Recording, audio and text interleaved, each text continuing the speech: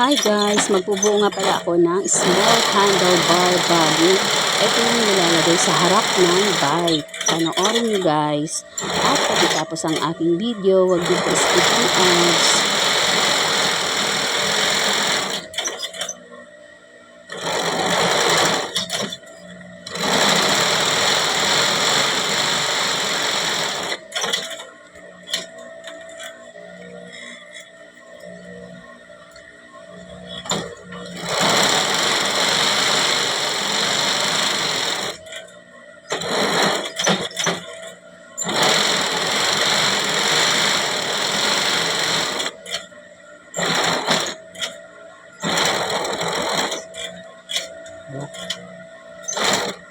Tapos na po.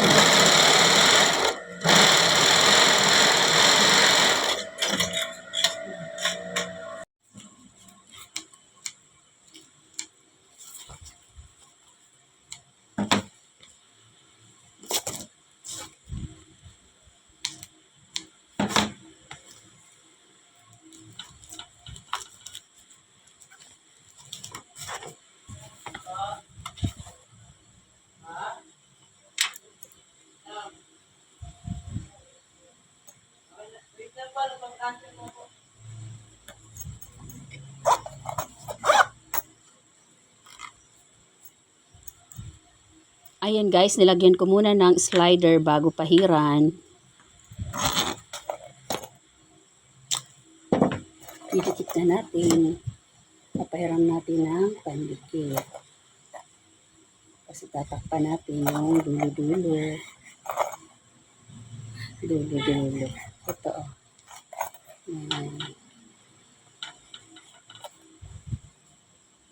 Sinara ko yung bintana kasi masyado maliwanag.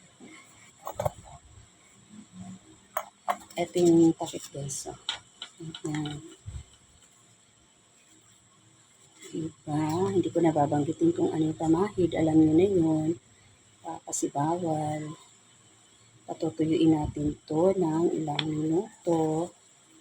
At ilalagay natin pag natuyo na. Kasi pag basa pa, hindi po siya dumidikit. Kailangan patuyuin natin ng maigi.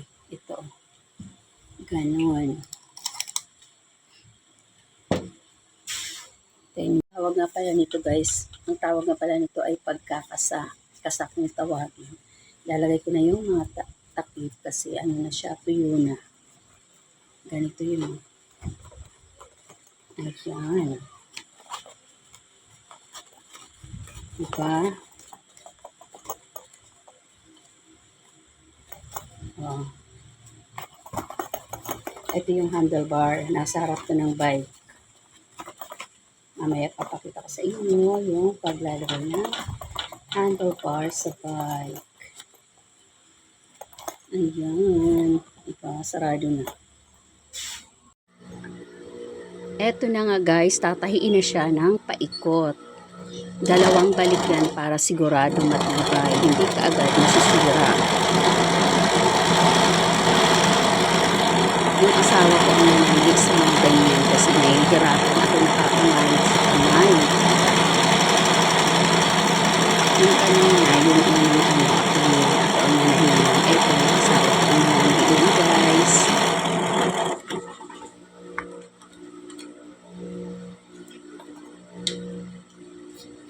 Tapos sabay balik. At babalik ta rin na.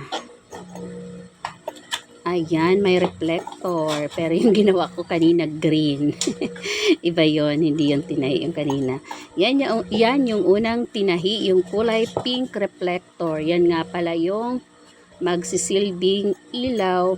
Pag nailawan nga pala yan guys, maliwanag sa mga bikers. Yung paggabi sila nagbabike. Ayan, pag naanuhan niya ng ilaw ng sasakyan, may ilaw din yan. Maliwanag yan guys. Ayan, baliktad na siya. Lagayan ng cellphone, mga tools, damit, mga jersey, damit at jersey. Magkaiba. Ayan, di ba? Hindi na kayo madudukutan. Ito nga pala yung finished product. Nakalagay na sa bike. Ayan, dyan po siya nilalagay. Handlebar bag. Ayan. Thank you for watching. God bless everyone. Follow for more. Ayan yung pangalan ng store namin, Gel Bugs Bike. Bye-bye.